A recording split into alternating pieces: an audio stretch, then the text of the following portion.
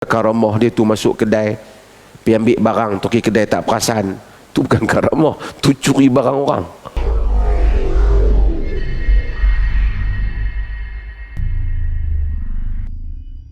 Ada beberapa perkara istilah yang mungkin kita dengar, benda-benda yang dia panggil khawariqul adah, al-khawariqul adah, benda yang orang panggil luar biasa, memecah adat. Antara yang hak belah baik dulu kita dengar nama mu'jizat. Mu'jizat berlaku di tangan siapa? Di tangan para nabi. Tidak ada perkataan mu'jizat disebut dalam Quran, tetapi Quran sebut ayat, ayat, tanda-tanda. Ayat yang Allah bagi pada Musa, bagi kepada Ibrahim, bagi kepada ramai, termasuk Nabi kita Muhammad sallallahu alaihi wasallam, anbiya. Kita sebut dalam istilah buku-buku akidah dia panggil mu'jizat. Mu'jizat berlaku pada siapa tadi? Nabi. Tapi jika berlaku kepada bukan Nabi, bukan benda tak elok, bukan dengan melalui perantaraan syaitan, amrun khariqun lil adah bi ghairi makrun ghairi makrun bid'awan nubuwah, dia panggil. Benda yang berlaku luar biasa tapi tidak ada kaitan dengan pendakwaan diri sebagai Nabi. Dia tak dakwa diri Nabi, tapi berlaku kat dia. Di sisi ahli sunnah wal jamaah mengakui adanya hal ini. Ahli sunnah kata ya, ada. Bahkan Al-Lalakai ada kitab tentang karamatul awliya. Dalam syarah usul ahli sunnah wal jamaah ada cerita ini. Antaranya dalam sejarah siapa yang kita tengok berlaku karamah ni? Siapa dia? Tuan-tuan baca hari Jumaat, kita baca surah apa? Surah Kahfi. Tentang pemuda yang tidur berapa lama? Walabisu fi kahfihim salasami'atin sinina wazdadu tis'ah. Depa tidur dalam gua mereka itu 300 tahun ditambah 9. 300 tahun kalau kira Masihi, ataupun maksudnya bukan Masihi lah, dikira Syamsiah, ya, dan apa nama 309 jika dikira Qamariyah. Kita bahasa kita dikira cara tahun Masihi dengan tahun atau miladi dengan tahun Hijri. 300 ditambah 9. Quran hebat. 300 ditambah 9. 300 itu had miladi, had 9 tu jika tambah Hijri. Okey. Itu karamah kerana mereka bukan Nabi. Mereka adalah para wali, awliya. Dan antara yang pelik lagi yang berlaku dalam Quran siapa? Maryam. Maryam bukan Nabi, dia perempuan. Walaupun dalam mazhab Zahiri dia kata Maryam Nabi, tapi majoriti ahli sunnah kata Maryam bukan Nabi. Kullama dakhala 'alaiha Zakaria al-mihrab wajada 'indaha rizqa. Qala ya Maryamu anna laki hadha? Qalat huwa min 'indillah innallaha yarzuqu man yasha'u bighairi hisab. Setiap kali Zakaria masuk, wajada indaha rizqa. Tengok ada makanan kat Maryam. Maryam duduk di ibadat Adam. Qala ya Maryamu anna laki hadha? Zakaria kata, wahai Maryam, ambil mana ni? Qalat huwa min indillah. Dia kata ini dari sisi Allah. Innallaha yarzuqu man yasha'u bighairi hisab. Allah bagi rezeki kepada siapa yang kehendaki tanpa hisab. Itu benda pelik. Zakaria Nabi pun tertanya-tanya, main mana ni? Yang ni Allah bagi keajaiban kepada Maryam. Yang ni nama karamah. Antara karamah yang berlaku, karamah berlaku bukan pada tangan mereka yang bukan Nabi. Antaranya yang berlaku pada Usaid bin Hudair dan Abbad bin Bishr, dua sahabat Nabi, Abbad bin Bishr dan Usaid bin Hudair, yang ada dalam hadis Bukhari yang selalu kita baca dalam Riyadhus Salihin ada. Depa mari jumpa Nabi SAW sampai lewat malam. Zaman dulu bukan ada torchlight, nak balik. Masa depa balik, tongkat mereka menyala lampu, cahaya, daw, ada cahaya. Hatta masya bidawiha, dalam hadis dalam Bukhari kata, sehingga mereka berdua berjalan menggunakan cahaya tu, gelap tu. Lepas tu bila mereka nak berpisah, depa dua-dua ada tongkat ni, tongkat mereka, tadi satu tongkat ni menyala, dua-dua berjalan. Bila nak berpisah, dua-dua tongkat menyala. Hadis dalam Bukhari. Itu karamah.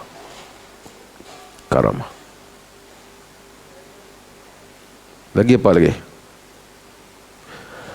Abu Bakar Siddiq radhiyallahu an. Alam hadis Abu Bakar diriwayatkan oleh Bukhari, Imam Ahmad diriwayatkan juga dalam As-Sa'ah dalam Bukhari. Abu Bakar pernah satu hari dia bawa balik tetamu, dan beriwayat Aisyah tu dia kata dhaif atau adhiyaf, rawi syak, seorang ataupun ramai tamu. Lepas dia bawa ja'a bidhaif atau adhiyaf, dia datang bawa seorang tamu atau beramai tamu. Abu Bakar ni dia sibuk urusan dengan Nabi. Dia bawa balik tetamu rumah isteri dia, bagi kat isteri dia, suruh layan tetamu ni, bagi makan. Dia pi keluar kat Nabi. Dia urusan dengan Nabi sampai lewat baru balik. Isteri dia ni berjamu makan, suruh tetamu makan. Tetamu tak mau makan. Kita tunggu Abu Bakar balik lah. Bila Abu Bakar balik, Abu Bakar ni orang sibuk. Dia balik-balik, dia tanya isteri dia, asyaitihim, bagi mereka makan ke? Dia kata tak, mereka tak mau makan. Abau, mereka tak mau makan. Hatta taji'a, dia kata tunggu dia balik lah. Dalam riwayat hadis tu, Abu Bakar nak angin, marah. Dia kata sab, Abu Bakar ni masuk, kita kalau sab ni macam cerca lah, maki cara Abu Bakar lah. Macam kita mungkin kata, tak guna orang suruh makan dulu yang duk tunggu aku. Pasal apa? Orang ada kerja macam tu lah kat. Dia marah kat tamu dia. Fahalafa alla yata'ama, dia sumpah, aku sumpah aku tak mau makan. Dia marah, duk tunggu aku pun tak mau makan kan. Fahalafa alla yata'ama, tak mau makan. Lepas tu isteri dia pun tengok tu, dah hang sumpah tak mau makan, aku pun tak. Fahalafat alla tat'ama hatta fahalafa la tat'amu hatta yat'ama.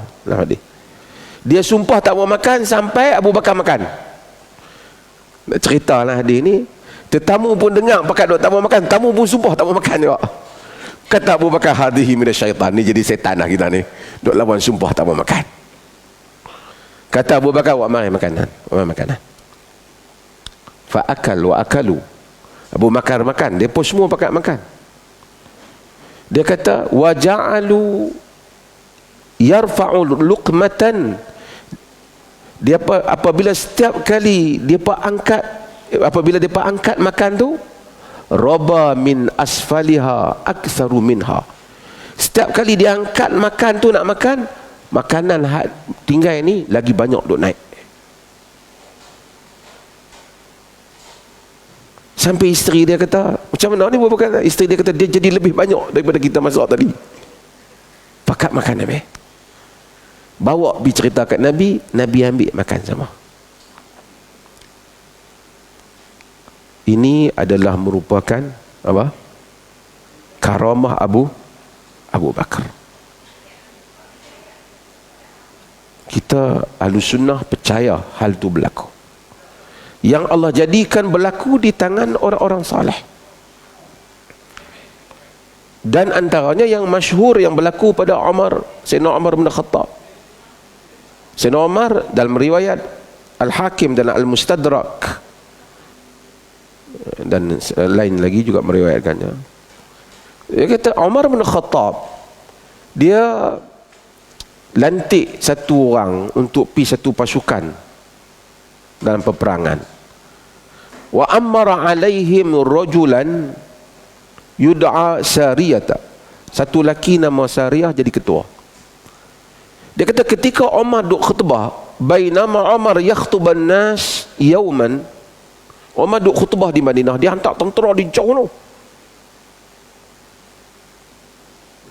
di sempadan negara yang begitu jauh, ribu batu. Tiba-tiba Umar kata, ya Sari al-jabal, ya Sari al-jabala, ya Sari al-jabal. Sari, pergi ke bukit. Orang yang bawah-bawah dengar, nak heran, apa khalifah ni? Duk tengah khutbah tiba-tiba macam naik syekh, cakap dengan siapa? Sehingga sebahagian riwayat Abdul Rahman bin Auf kata, apa Amirul Mukminin? Orang heran. Tapi apabila tentera balik, tentera kata, kami hampir kalah. Tiba-tiba kami mendengar, dia, dalam riwayat tu fasarahat Umar ni fayasrikhu, Umar jerit, ya Sari al-jabal, ke bukit. Dia kata kami duduk di sana, tiba-tiba ketika nak kalah, kami dengar suara kata ke bukit, Sari pergi ke bukit. Kami pun fa'asnadna ilal jabal, kami pun pergi hampir ke bukit dan kami berjaya tewaskan mereka. Kami hampir kalah. Itu karamah siapa? Umar bin Khattab. Perkara luar biasa yang berlaku pada Umar bin Khattab. Dalam sebahagian riwayat berlaku pada Khalid bin Al-Walid, apabila orang cabar dia, kalau hang minum racun ni, hang tak mati, kami masuk Islam. Dia minum dan dia tak mati.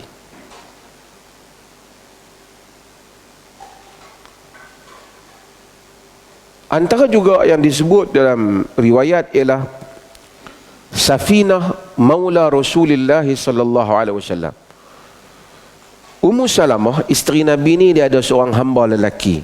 Nama dia kita pun tak pasti. Tapi lelaki. Bila Ummu Salamah bebaskan dia, Arab ni bila kita hamba yang dia bebaskan, kita panggil maula. Nabi satu hari panggil kat lelaki ni, hamba bebasan yang dibebas, ex hamba, dengan Ummu Salamah. Jadi Ummu Salamah tu isteri Nabi. Dia bawa barang banyak sangat. Nabi panggil kat dia Safinah. Macam dengan kapal dia. Tanggung barang, Safinah. Dia ni pada satu masa, dalam riwayat dia kepada akhta al-jaish, dia tersesat, tinggal daripada tentera dan pergi bi ardir Rum, sebahagian riwayat di bumi Rum, sebahagian kata kapal dia pecah, dia sampai pada satu tempat, tengok ada singa besar duk tunggu di tempat tu. Mungkin belah kawasan di Afrika ke apa, ataupun belah kawasan di Rum ke apa, sebahagian kata belah Rum. Singa nak terkam dia. Dia kata, ya Abul Haris, Arab ni panggil kat singa Abul Haris, wahai Abul Haris, ana safinatu maulta Rasulillah, aku Safinah bekas hamba nak Rasulullah. Wali kait wa kait, aku dulu pernah begini, aku dalam keadaan begini. Singa tu dalam hadis tu, dalam riwayat tu dia kata basbasah. Arab ni basbasah ni, tengok kucing ataupun anjing, singa bila dia apa, dia gerakkan ekor dia tu, maksudnya dia tak ni, bahkan dia tunggu, bahkan dia ikut Safinah tu. Setiap kali dia dengar suara singa ni, yahwi ilaih, dia nak pergi terkam pada suara tu, kerana dia jaga pula Safinah ni. Ini juga merupakan karamah. Banyaklah lagi karamah yang berlaku, yang disebut di dalam sejarah orang Islam. Ya Allah jadikan berlaku di tangan orang-orang saleh. Ahlus sunnah tidak menafikan hal ini, mengakui hal ini. boleh berlaku. Kadang-kala karamah ni bukanlah menunjukkan karamah ni orang tu lebih hebat daripada orang lain. Kadang-kadang Allah jadikan kerana Allah nak menguatkan iman dia. Sebab itu kita tengok banyak cerita karamah berlaku di kalangan tabi'in lebih banyak daripada cerita berlaku di kalangan sahabat. Allah kuatkan iman.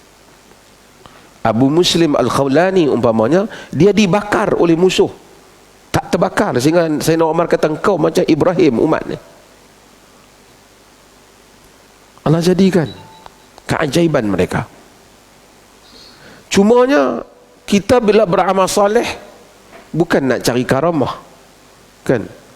Sebab tu para ulama disebut dalam hadis, kun taliban lil istiqamati wala takun taliban lil karamah. Jadilah orang yang mencari istiqamah, bukan mencari karamah. Kerana antara bukti satu orang itu karamah, Allah muliakan. Karamah ni masuk karamah, kita duk sebut keramat, keramat tu keramat.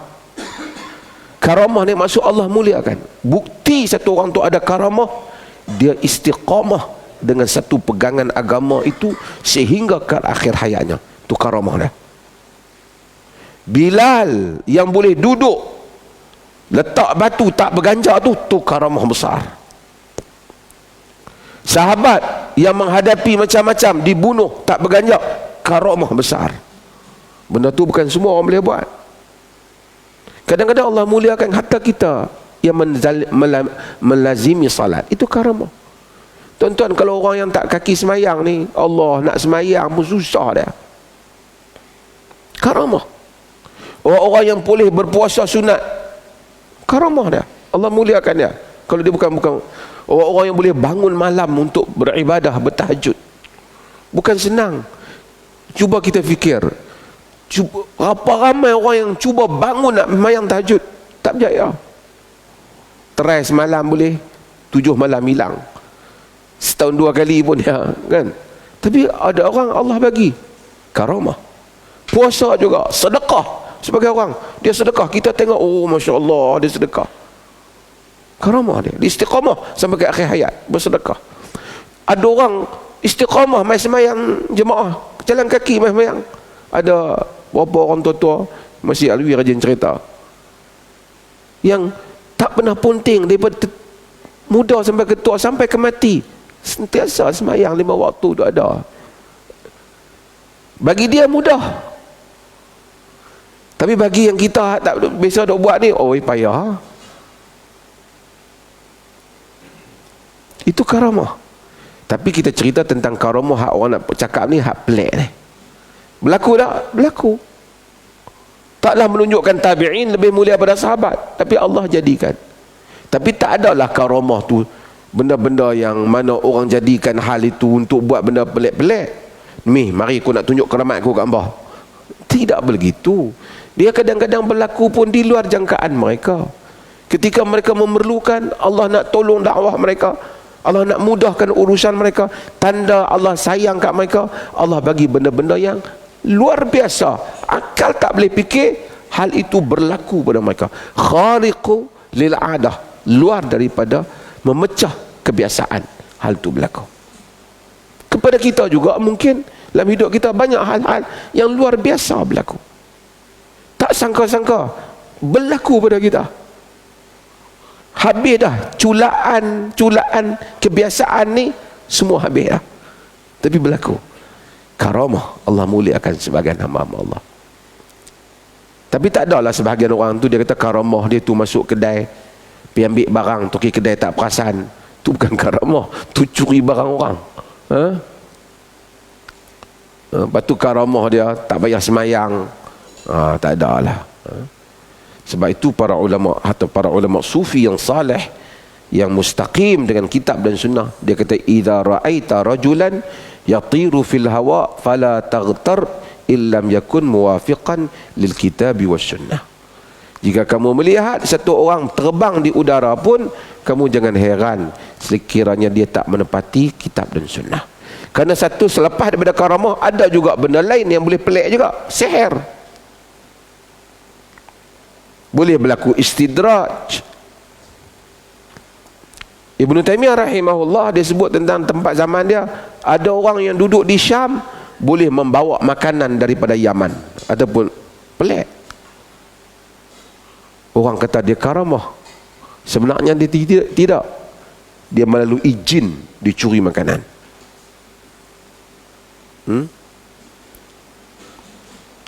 Dan macam-macam dalam sejarah orang-orang yang boleh buat pelik. David Copperfield boleh buat pelik juga, betul bukan karamah. Sihir, iaitu benda yang berlaku biwasitati syaitan, dengan perantaraan syaitan. So kita kena bezakan.